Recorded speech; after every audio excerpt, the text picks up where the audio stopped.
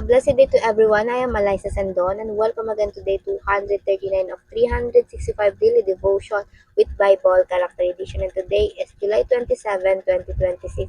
And yung title ng devotion natin ito ngayon is Faithfulness in Small Things. So si Prophet Daniel yung ating tatalakayin and he is a Jewish exile.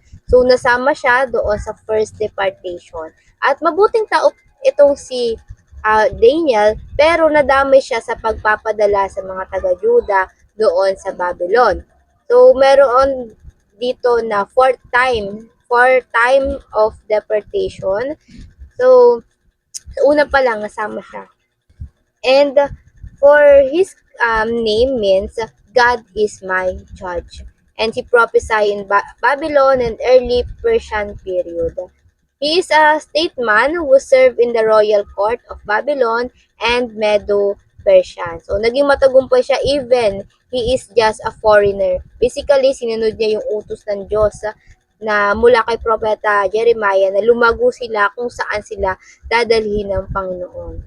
And for our scripture reading from Daniel chapter 1. So, upisa pa lang ng book ay pinapakita na dito kung ano ang naging karanasan ni Daniel sa Babylon. Tinuruan siya ng literature, ng language, and culture ng Babylon.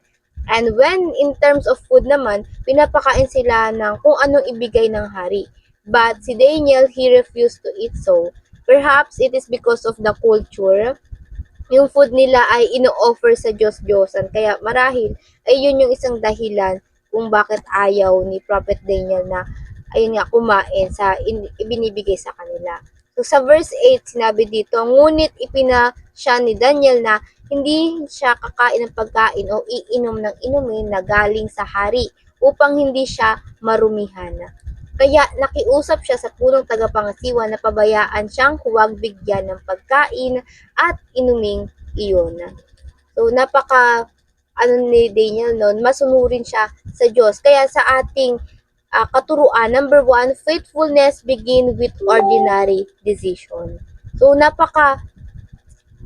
kung isipin natin, pagkain lang yan. Pero ang utos kasi ng Diyos ay meron siyang commandments na huwag silang kakain ng ayun nga na makarurumi sa kanila. And meron yung standard ang Diyos kung ano yon.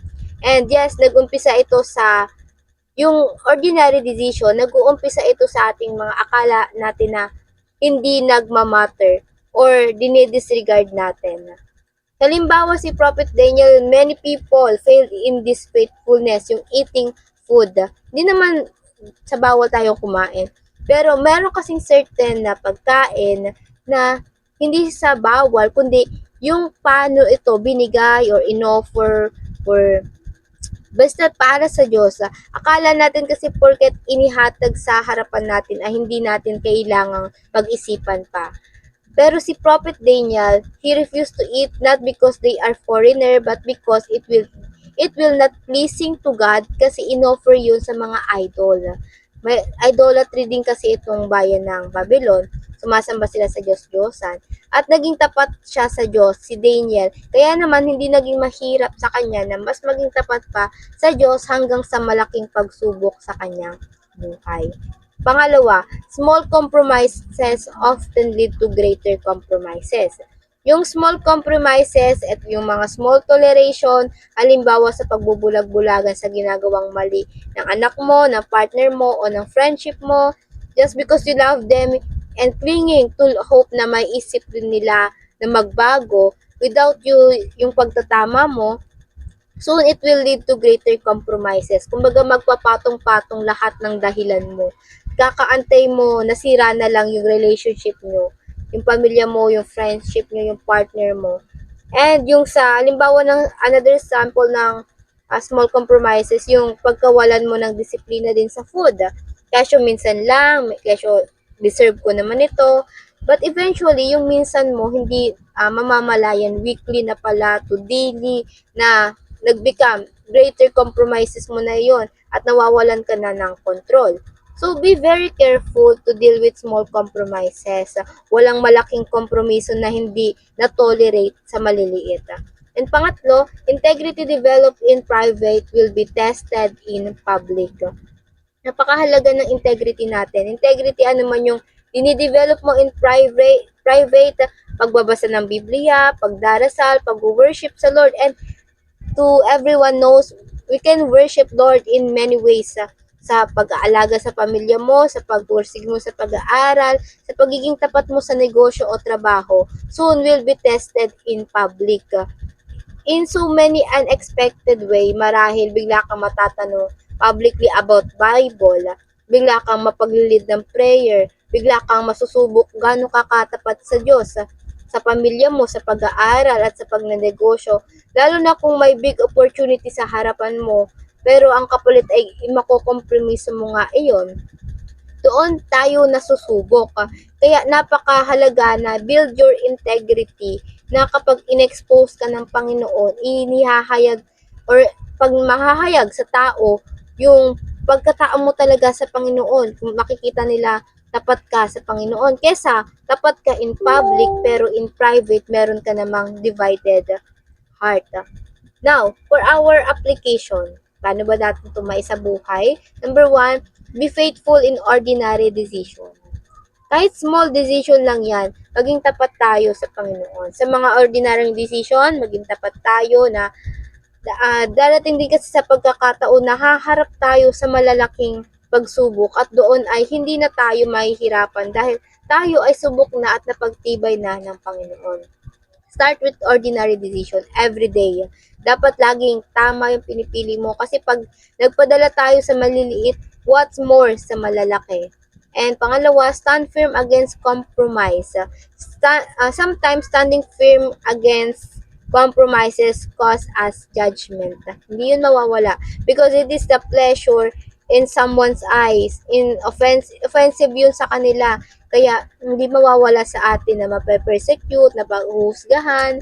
Halimbawa sa bisyo, sa pagtatago ng lihim, pag in-expose mo at nag-flick ka, ang tawag na sa'yo ng ibang tao, KJ, walang pakialam.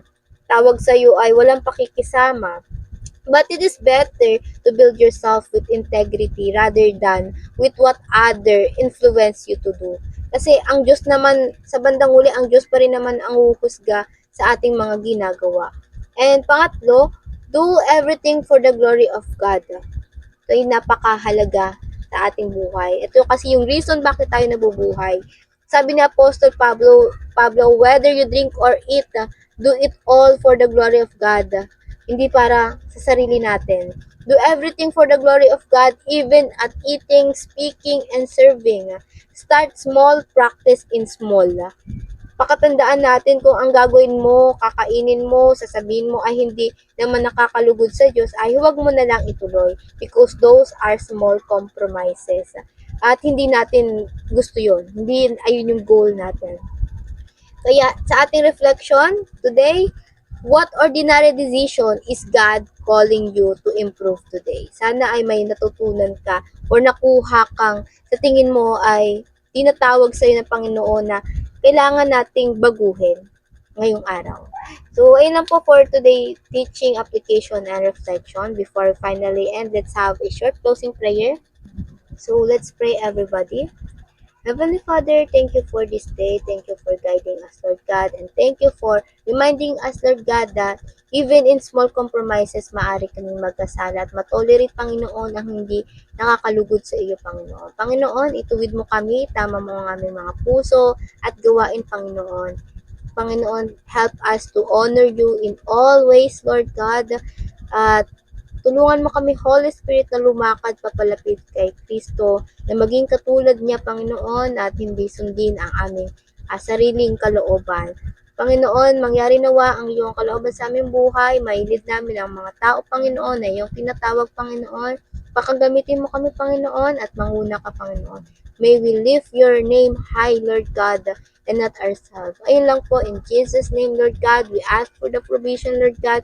We ask for the wisdom, Lord God, and knowledge and strength, Lord God. In Jesus' name I prayed. Amen and amen and amen. At ayun lang po, I hope marami tayong natutunan at matututunan pa. And I pray na sama-sama sana tayo na magpapala sa Panginoon. See you again tomorrow for our devotion. Have a nice day ahead and God bless.